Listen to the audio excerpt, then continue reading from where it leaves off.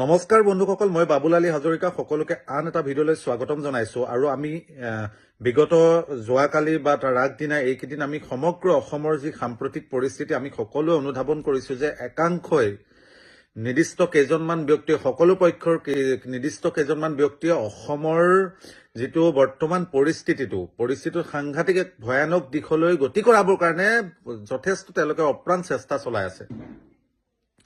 আমি এটা কথা পোনপটীয়াভাৱে ক'ব বিচাৰো যে ৰাজপথত হাতত লাঠি লৈ পেলাই মিয়া খেদাসকল যিমান অপৰাধী, সমান্তৰালভাৱে শিৱসাগৰত 100জন মিয়া আনি থিয় কৰাম বুলি কৈ প্ৰত্যাহ্বান জনোৱাজনো কিন্তু সমান অপৰাধী।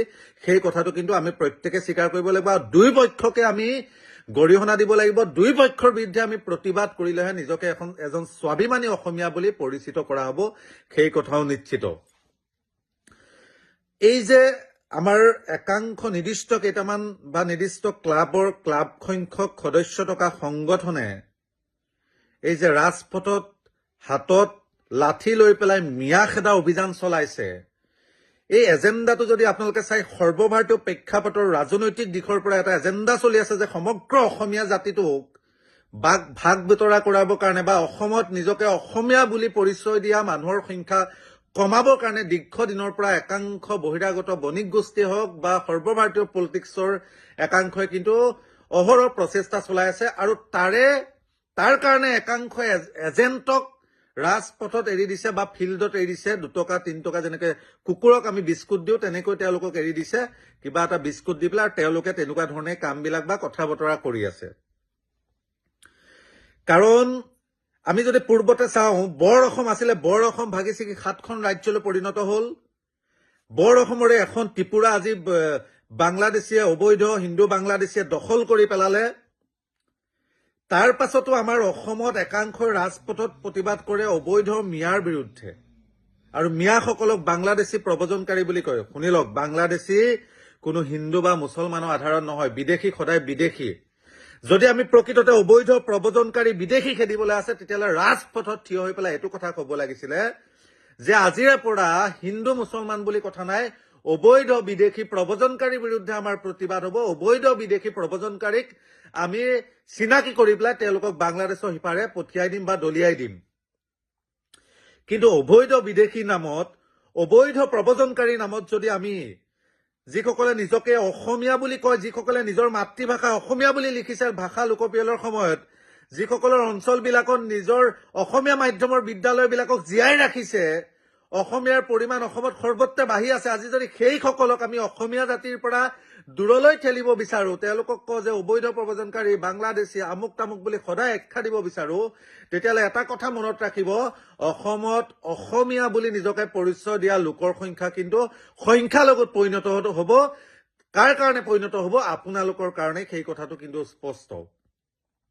আমি ইতিহাস যদি চাওঁ, একাংশ উগ্ৰ জাতীয়তাবাদৰ কাৰণে, একাংশ ভণ্ড জাতীয়তাবাদৰ কাৰণে বৰ অসমখন ভাগ বিতৰা হৈ গ'ল।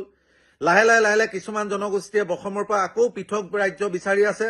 ঠিক তেনেকৈ যদি এনেকৈ নিজকে স্বগোষ্ঠীয় বা নিজকে অসমীয়া বুলি পৰিচয় দিয়া হাড়ে হিমজে অসমীয়া, যিসকলে সদায় নিজৰ মাতৃভাষা অসমীয়া বুলি কৈছে, সেইসকলক যদি আমি সদায় লাঞ্ছিত বঞ্চিত কৰি থাকো, সেইসকলক যদি আমি প্ৰবঞ্চনা কৰি থাকো, সেইসকলক যদি আমি সদায় সমালোচনা কৰি থাকো, সেইসকলক যদি আমি চুটিয়াই গুৰিয়াই থাকো, কিন্তু এদিন সেইসকলেও বাধ্য হ'ব অসমীয়া নহওঁ বুলি ক'বলৈ। সেই কথাও কিন্তু স্পষ্ট।